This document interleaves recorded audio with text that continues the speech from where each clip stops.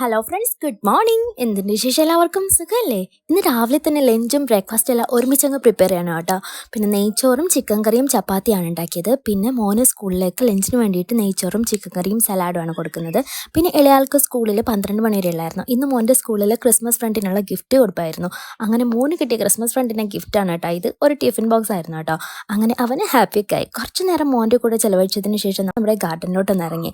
ഇനി അങ്ങോട്ടുള്ള ദിവസങ്ങളിൽ നമ്മുടെ ഗാർഡനെ കുറച്ചുകൂടെ ഒന്ന് കെയർ ചെയ്യേണ്ട സമയമാണ് കേട്ടോ. അതുമല്ല, ചെടികളൊക്കെ നന്നായി വളരുന്ന ടൈമാണ്. നല്ലപോലെ വളവും വെള്ളവും ഒക്കെ കൃത്യമായിട്ട് കൊടുക്കണം എന്ന് മാത്രം. പക്ഷേ ഒരു കാര്യമുണ്ട് കേട്ടോ, ഈ ബൊഗൈൻവില്ലയിൽ ഞാൻ വളമൊന്നും കൊടുക്കാതെ തന്നെയാണ് കേട്ടോ ഇത്രയും പോകുന്നത്. എൻ്റെ അഭിപ്രായത്തിൽ ഇതിൻ്റെ ഏറ്റവും നല്ല വളം എന്ന് പറയുന്നത് രാവിലെ തൊട്ട് വൈകുന്നേരം വരെയുള്ള നല്ല വെയിൽ കൊടുക്കുക എന്നതാണ്. വെയിൽ കിട്ടാതെ എത്ര വളം കൊടുത്താലും ഇതിൽ പൂ വരില്ല. മാത്രമല്ല, വെള്ളം 2 ദിവസം കൂടുന്തോറും നൽകുക. ഈ സൈഡിൽ നല്ല വെയിലാണ്, എന്നാൽ വീടിൻ്റെ ഫ്രണ്ടിൽ അത്ര വെയിലടിക്കാറില്ല കേട്ടോ. കഴിഞ്ഞ ഇയറിലൊക്കെ ഞാൻ വീടിൻ്റെ ഫ്രണ്ടിലായിരുന്നു വെച്ചിരുന്നത്. എന്നാൽ എത്ര വളം കൊടുത്തിട്ടും പൂ വളരെ കുറവായിരുന്നു. അങ്ങനെ ബാക്കിലോട്ട് വെച്ച് നല്ല വെയിലും ഉണ്ടായിരുന്നു, നല്ലപോലെ പൂവും പിടിച്ചു. അതുകൊണ്ട് ബൊഗൈൻവില്ല വളർത്തുകയാണെന്നുണ്ടെങ്കിൽ പിന്നെ വളത്തേക്കാളും ഇമ്പോർട്ടൻ്റ് ആണ് നല്ല വെയിൽ.